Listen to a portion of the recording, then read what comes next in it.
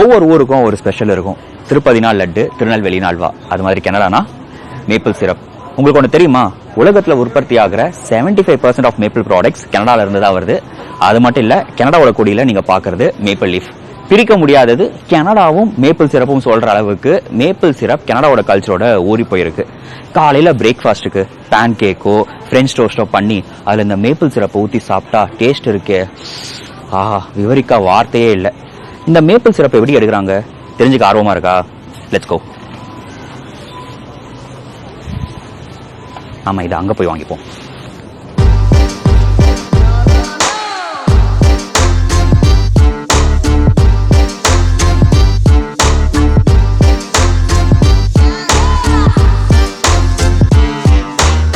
Maple சிரப்காக நாம வந்திருக்கிற இடம் McLachlan family pan cake house. இது பார்த்துக்கிட்டிங்கன்னா கொமோகாங்கிற இடத்துல இருக்கு. டொராண்டோலேருந்து கார் டிரைவ் பண்ணிட்டு வந்தோம்னா 2 hours ஆகும். 1845 இவங்க பிஸ்னஸ் ஸ்டார்ட் பண்ணியிருக்காங்க. அதாவது கனடா சுதந்திரம் வாங்குறதுக்கு முன்னாடியில இருந்து இவங்க அவங்க பிஸ்னஸ் ரன் பண்ணிட்டு இருக்காங்க. இப்போ இருக்கிறது 7வது தலைமுறை. தலைமுறைனா ஏன் நம்ம மைண்ட் அவருக்கு போகுது? தப்பு. வாங்க ஃபார்ம் கதைக்கு வருவோம். இந்த இடமே பார்க்க ரஸ்டிக்கா டிபிக்கல் கெனடியன் கிராமம் மாதிரி இருக்கு. செம்ம பாப்புலரான இடம் போல. பார்க்கிங்லாம் ஃபுல்லாக இருக்கு. நானே தள்ளி தான் காரை பார்க் பண்ணிட்டு வந்தேன்.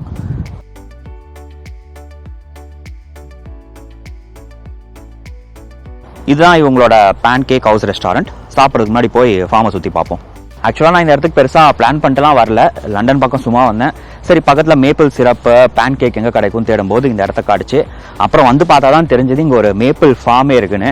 ஸோ நான் என்ன யோசிச்சேன்னா, ஓகே இந்த இடத்துக்கு நம்ம வந்துட்டோம், அப்படியே இந்த மேப்பிள் ட்ரீஸ் எல்லாம் சுற்றி காட்டிட்டு உள்ள லொக்கேஷன் எப்படி இருக்குன்னு காட்டிட்டு அப்புறமா வீட்டுக்கு போய் மேப்பிள் சிரப்போட வரலாறு, மேப்பிள் சிரப் எப்படி எடுக்கிறாங்க, ஸோ அந்த மாதிரி விஷயங்கள்லாம் ரிசர்ச் பண்ணி நோட்ஸ் எடுத்து உங்ககிட்ட ஷேர் பண்ணலான்னு இருந்தேன். ஆனால் ஒரு நல்ல விஷயம் என்னன்னா, இவங்களே சூப்பராக போர்ட்லாம் வச்சு மேப்பிள் சிரப்போட வரலாறை எக்ஸ்பிளைன் பண்ணியிருக்காங்க. அப்படியே என் கூட நீங்கள் சேர்ந்து வாங்க, மேப்பிள் சிரப் வரலாறை தெரிஞ்சுப்போம். மேப்பிள் சிரப்பை ஃபர்ஸ்ட் கண்டுபிடிச்சது பழங்குடி மக்கள். அதுவும் ஆக்சிடென்டலாக தான் கண்டுபிடிச்சிருக்காங்க. சும்மா கோடாரிய மரத்தில் வீசிட்டு போயிட்டு இருந்திருக்காங்க. அடுத்த நாள் வந்து பார்த்தா ஏதோ ஒழுகி கீழே பாத்திரத்தில் சேர்ந்துருக்கு.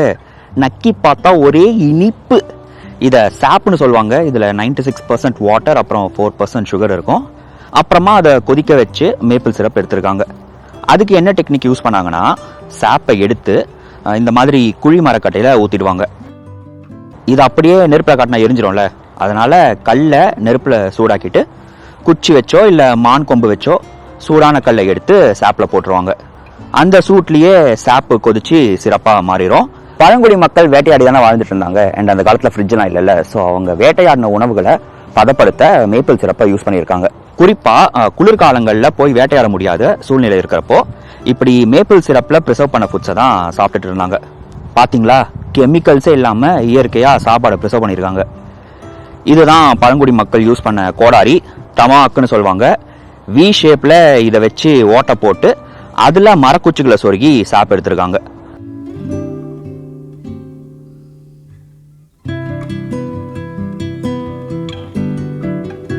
அப்புறமா யூரோப்பியன்ஸ் கனடாவுக்கு வந்தாங்க. அவங்க பழங்குடி மக்கள் பண்ணுறதை பார்த்து, என்னடா இவனுங்க மரத்தில் ஏதோ பண்ணிட்டு இருக்கானுங்க, என்ன விஷயம் அப்படின்னு போய் விசாரிச்சிருக்காங்க.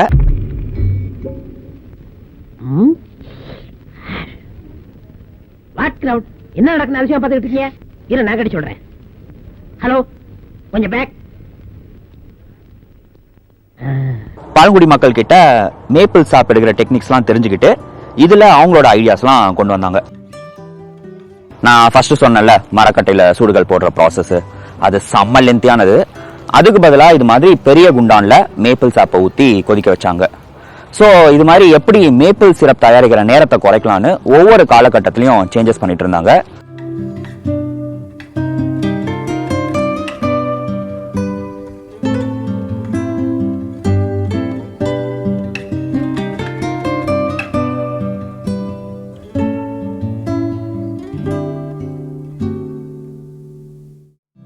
வின்டர் டைம்ல தான் மேப்பிள் சிரப் தயாரிக்கிற ப்ராசஸே ஸ்டார்ட் ஆகும்.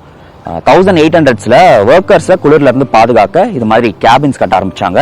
விறகடுப்புல நீளமான பிளாட் பேன் வச்சு அதுல சாப் கொதிக்க விட்டு சிரப் எடுத்திருக்காங்க. இது க்ளோஸ்டா இருக்கிறதுனால மேப்பிள் சிரப்ல டஸ்ட் ஸ்னோலாம் விழாம பாதுகாத்தாங்க.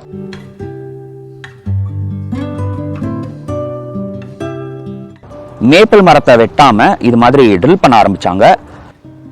அப்புறமா அதுல வுட்டு இல்லைன்னா ஸ்டீலான ஸ்பவுட்ஸ் போட்டாங்க. பைப் மாதிரி தான் ஓட்ட வழியாவே மேப்பிள் சாப் வரும். அதுல பக்கெட்டை மாட்டி சாப் கலெக்ட் பண்ணாங்க. ஓப்பனா இருந்தா அழுக்கு மண்ணெல்லாம் உள்ள போய் விழுதுன்னு 1850களில் அலுமினியம் பக்கெட்ஸ் யூஸ் பண்ண ஆரம்பிச்சாங்க. அதுல மூடியும் இருந்துச்சு. சாப்லாம் எடுத்து இது மாதிரி பெரிய ஸ்டோரேஜ் டேங்க்ல ஊத்தி குதிரை வண்டியில இழுத்துட்டு வருவாங்க. இதே மாதிரி எங்க வீட்டுல ப்ளூ டேங்க் ஒன்று இருந்துச்சு. மழை பெய்யும் போதெல்லாம் தண்ணி குடிச்சு ஊத்தி வைப்போம். ஒவ்வொரு மரத்துலயும் கலெக்ட் ஆகிற சாப்பை எடுத்து அதை பெரிய ஸ்டோரேஜ் டேங்க்ல ஊத்தி அதை கொதிக்க எடுத்துட்டு வரதெல்லாம் செம்ம லென்த்தியான காண்டான ப்ராசஸ்ல. அதனால 1959ல் சாப் பக்கெட்ஸ்லாம் தூக்கிட்டு பிளாஸ்டிக் லைன் சிஸ்டம் கொண்டு வந்திருக்காங்க. இதுதான் இப்போதைக்கு இருக்கிற மாடர்ன் மெத்தடு. மரத்துல ஓட்ட போட்டு இது மாதிரி பைப்ஸ் கனெக்ட் பண்ணிடுறாங்க. அது வழியாவே மேப்பிள் சாப் மெயின் லைன் பைப்ஸுக்கு வந்துடும். நீங்களே பாக்குறீங்களா, ஒவ்வொரு மரத்துக்கும் ஓட்ட போட்டிருக்காங்க. எல்லாத்துக்குமே பைப் அப்படியே ஒவ்வொரு மரமா கனெக்ட் ஆகி போயிட்டு இருக்கு.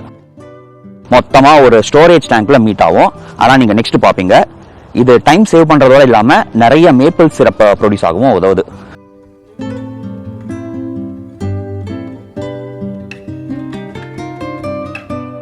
சாப் பைப் வழியா வரும்போது அந்த ஸ்பேஸுக்குள்ள இருக்கிற காத்தை வெளியேற்ற வேக்யூம் பம்ப் யூஸ் பண்றாங்க.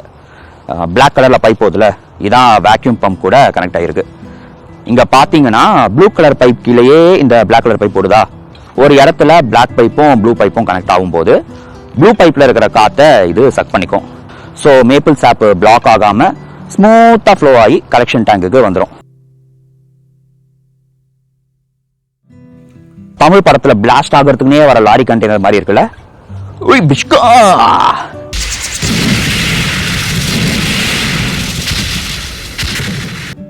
இதுலதான் பைப் வழியா வர சாப்பை கலெக்ட் பண்ணி ஸ்டோர் பண்றாங்க. 4.5 லட்சம் லிட்டர் சாப் எடுத்தாதான் 1100 லிட்டருக்கு மேப்பிள் சிரப் தயாரிக்க முடியுமா. அப்படின்னா 1 லிட்டர் சிரப்புக்கு 40 லிட்டர் சாப் எடுக்கணும். இப்ப எல்லா பெரிய ஃபார்ம்ஸும் இந்த பைப்லைன் சிஸ்டம்க்கு மாறிட்டாங்க. ஆனா சின்ன ஃபார்ம்ஸ்லாம் இன்னும் பக்கெட் சிஸ்டம் தான் யூஸ் பண்ணிட்டு இருக்காங்க. இப்போ இது மாதிரி ஸ்டீல் டேங்க்ல மேப்பிள் சாப்பை கொதிக்க விடுறாங்க. விறகுல தான் இதையும் ஹீட் பண்றாங்க. 104 டிகிரி செல்சியஸுக்கு கொதிநிலை வந்துருச்சுன்னா மேப்பிள் சிரப் தயார். 150 வருஷமா இவங்க எப்படி மேப்பிள் சிரப் தயாரிச்சிருக்காங்கன்னு இந்த கேபின்ல சூப்பரா செட் பண்ணிருக்காங்க. நீங்களும் பாருங்க.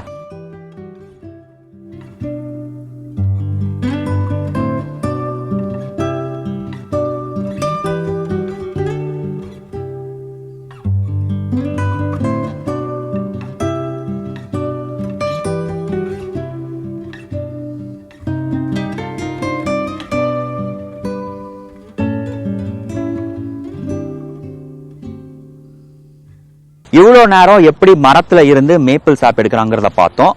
இந்த காலகட்டத்தில் எப்படி மேப்பிள் சாப்பை மேப்பிள் சிரப்பா மாத்துறாங்கிறத இவங்க உள்ள ஒரு ஃபேக்டரி வச்சிருக்காங்க. அதுல போய் பார்ப்போம். இதுதான் பாய்லர் ரூம். இங்க ரிவர்ஸ் ஆஸ்மாசிஸ்ங்கிற டெக்னிக் மூலமா சாப்ல இருந்து 50% வாட்டரை ரிமூவ் பண்ணிடுறாங்க. இதனால சாப் கொதிச்சு சிரப்பா மாறுற டைமை கம்மி பண்ணிடுறாங்க. வாங்க உள்ள போய் பார்க்கலாம். நம்ம வீட்டு ஃபில்டரில் R1 ஒன்று இருக்கும், கவனிச்சிருக்கீங்களா? அதுதான் ரிவர்ஸ் ஆஸ்மாசிஸ். அது வந்து தண்ணியில் இருக்கிற அழுக்குகளை எடுத்து சுத்தகரிக்குது. இங்கே மேப்பிள் சாப்பில் இருக்கிற வாட்டர் கண்டென்ட்டை ரிமூவ் பண்ணுறதுக்கு ரிவர்ஸ் ஆஸ்மாசிஸ் டெக்னிக் யூஸ் பண்ணுறாங்க. சாப்பில் நிறைய தண்ணி இருந்தால் கொதிச்சு சிறப்பாக மாற ரொம்ப டைம் எடுத்துக்கும். கலெக்ட் ஆன சாப்லாம் ஃபில்டர் பண்ணிவிட்டு இந்த மெம்பரேன்ஸ்க்கு அனுப்புவாங்க. உள்ள ஹை ப்ரெஷரில் அனுப்பும்போது சாப்லேருந்து 50% மேலே வாட்டர் கண்டென்ட்டை ரிமூவ் பண்ணிடலாமா. சாப்லேருந்து ரிமூவ் ஆன வாட்டர் என்ன பண்ணுறாங்க, இதோ இந்த டேங்க்கில் ஸ்டோர் பண்ணுறாங்க. RO ப்ராசஸில் செப்பரேட் பண்ண வாட்டர் தான் பியூர் H2O. இதான் கடைசி ஸ்டேஜ். கான்சன்ட்ரேட் ஆன சாப்பை கொதிக்க விட்டு 104 டிகிரி செல்சியஸ் வந்ததுக்கப்புறம் மேப்பிள் சிரப் ரெடி.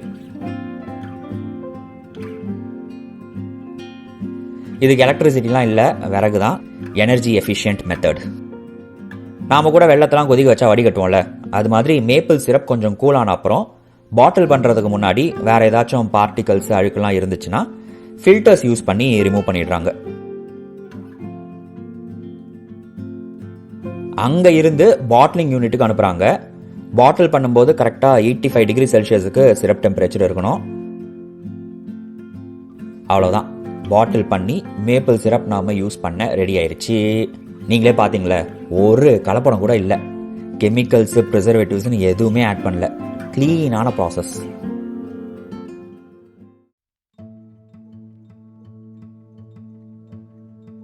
எல்லாம் ஓகே. மரத்தில் சாப் எப்படி ஃபார்ம் ஆகுது? நாம் பயாலஜியில் ஃபோட்டோசிந்தசிஸ்னு ஒன்று படிச்சிருக்கோம், ஞாபகம் இருக்கா? சம்மர் டைமில் பிளான்ட்ஸு, ட்ரீஸ்லாம் சூரிய ஒளியிலேருந்து எனர்ஜி எடுத்துக்கும். அதனால தான் இலைகள்லாம் பச்சையாக இருக்குது. இதுதான் குளோரோஃபில். வேர்கள்லாம் மண்ணில் இருந்து தண்ணியும் மினரல்ஸும் உறிஞ்சிக்கும் போது குளுக்கோஸ் சுகர் ஃபார்ம் ஆகும். வேர்லேருந்து கிளை வரைக்கும் அது ஓடும். இலையுதிர் காலமில் எக்ஸஸாக இருக்கிறதெல்லாம் ஸ்டார்ச்சாக மாற்றி வேரடியில் ஸ்டோர் பண்ணிக்கும். அடுத்த 2 மாதத்துக்கு எல்லா கடையும் மூட போகிறோம் அப்படின்னு சொல்லிட்டா நம்ம தேவையான ஐட்டம்ஸ்லாம் போய் வாங்கி ஸ்டாக் பண்ணிப்போம்ல. அது மாதிரி வின்டர் டைமில் சூரியனும் இருக்காது, மரத்தில் இலைகளும் இருக்காது. இந்த டைமில் ஸ்டோர் பண்ணியிருக்கிற ஸ்டார்ச்சை ஃபுட் அண்ட் எனர்ஜி ரிசர்வாக மரங்க யூஸ் பண்ணிக்கும். February to April டைமை ஸ்ப்ரிங் சீசன் சொல்லுவாங்க. டெம்பரேச்சர் கொஞ்சம் கொஞ்சமாக பாசிட்டிவாக மாறும், மரத்தில் திரும்ப இலைங்கள்லாம் உருவாகும். அப்போ ஸ்டார்ச் மெச்சூர் ஆகி சுகர் வாட்டராக ஓடிட்டு இருக்கும். இந்த டைமில் தான் மேப்பிள் சாப்பை ஹார்வெஸ்ட் பண்ணி சிறப்பாக நமக்கு கிடைக்குது. ஸ்ப்ரிங்கில் கிளைமேட்டு காலையில் வார்மாக இருக்கும், நைட்டுக்கு மைனஸ் போயிடும். இதனால் மரத்துக்குள்ளே ப்ரெஷர் ஃபார்ம் ஆகிருக்கும். வார்ம் டெம்பரேச்சர்ஸ் அப்போது ப்ரெஷர் அதிகமாக இருக்கும். சாப்பும் எந்த தடையும் இல்லாமல் ஸ்மூத்தாக நிறைய ஃப்ளோ ஆகும். சாப்பில் சுகரும் வாட்டரும் தான் இருக்குது. ஹார்வெஸ்ட் பண்ணுறப்போ ஸ்டார்டிங்கில் சுகர் ப்ரொபோர்ஷன் அதிகமாக இருக்கும், ஒரு 4% to 6% வரைக்கும் இருக்கும். ஏப்ரல் டைமில் அது அப்படியே 1% to 2%ன்னு குறைஞ்சிரும். அப்போ சிரப் எடுக்கணும்னா நமக்கு நிறைய சாப் தேவைப்படும்ல, ஸோ அதனால் ஹார்வெஸ்ட் பண்ணுறதை ஸ்டாப் பண்ணிடுவாங்க. இங்கே வந்து சுற்றி பார்க்க காசுலாம் இல்லை, ஃப்ரீ தான். Full and full self guided tour. நாமளே உள்ள ட்ரையில் நடந்து மேப்பிள் மரங்கள் எப்படி பைப் போட்டிருக்காங்க, எப்படி ஒவ்வொரு இடமா போய் கடைசியாக பாட்டிலில் மேப்பிள் சிறப்பாக வருதுன்னு பார்த்தோம், படித்தோம், தெரிஞ்சுக்கலாம். நல்ல டைம் பாஸ்ன்னு சொல்கிறத விட நாளைக்கு வர தலைமுறை கூட 300 வருஷத்தோட வரலாறை ஈஸியாக புரிஞ்சுக்கிற மாதிரி செட் பண்ணியிருக்காங்க. இவ்வளோ நேரம் எப்படி மேப்பிள் மரத்தில் இருந்து மேப்பிள் சிரப் தயாரிக்கிறாங்கிற விஷயத்த நல்லா டீட்டெயிலாக தெரிஞ்சுக்கிட்டீங்களா? நடந்து பசி எடுக்குது, வயிறும் கடமுடான்னு சவுண்டு போடுது. வாங்க உள்ளே போய் உங்கள் பேன் கேக் ஹவுஸில் pancake with maple syrup சாப்பிடுவோம்.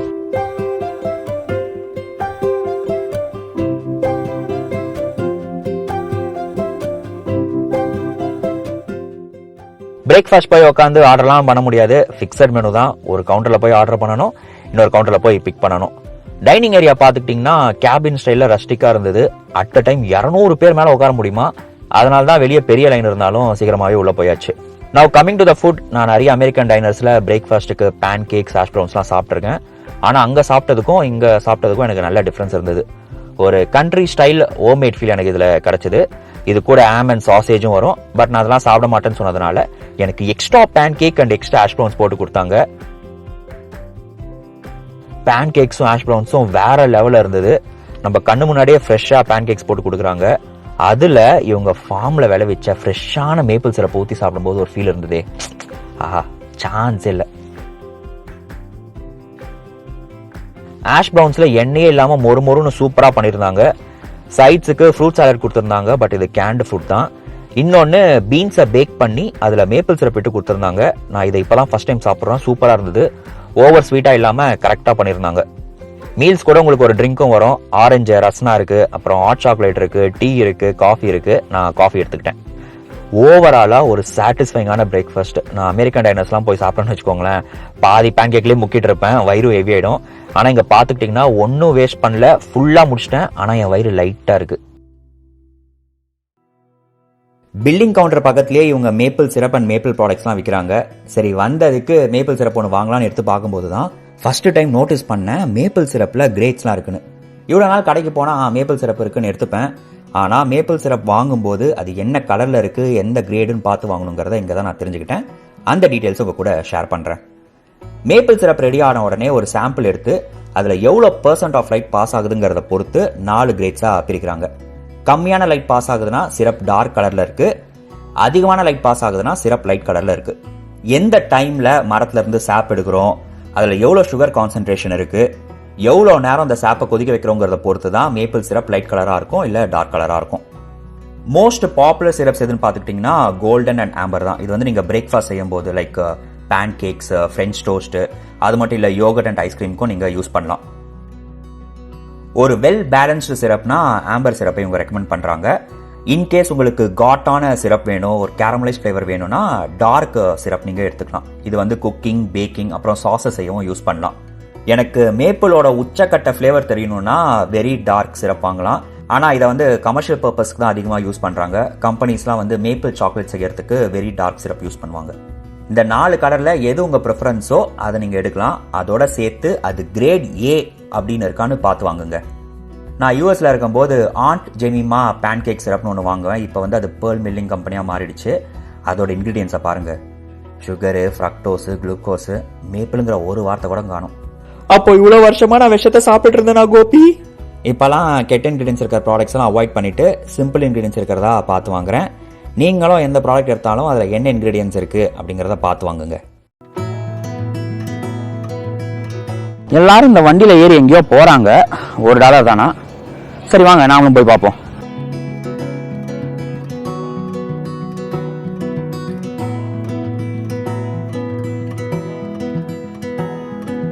ஃபார்ம்குள்ள கூட்டிட்டு போகணும்னு பார்த்தா ஸ்டார்ட் பண்ண இடத்துல இருந்து ஒரு ரவுண்ட் அடிச்சு கூட்டிட்டு வந்துட்டாங்க. இயற்கையா கிடைக்கிற ஒண்ணு எப்படி உணவா மாறி நம்ம கிட்ட வந்து சேருதுங்கிற விஷயத்த இந்த வீடியோ மூலமா நீங்களும் என் கூட சேர்ந்து பயணிச்சு தெரிஞ்சிருப்பீங்க நான் நம்புறேன். இதுல நான் சொன்ன விஷயங்கள்லாம் உங்களுக்கு புதுசாகவும் சுவாரஸ்யமாகவும் இருந்ததுன்னா மறக்காம நம்ம சேனலுக்கு சப்ஸ்கிரைப் பண்ணுங்க. அது மட்டும் இல்ல, வீடியோவை லைக் பண்ணுங்க, ஷேர் பண்ணுங்க. சீக்கிரமே இன்னொரு சூப்பரான வீடியோவோட உங்களை வந்து சந்திக்கிறேன். Until then, bye from ஊர் சுற்றும் வாலிபன்.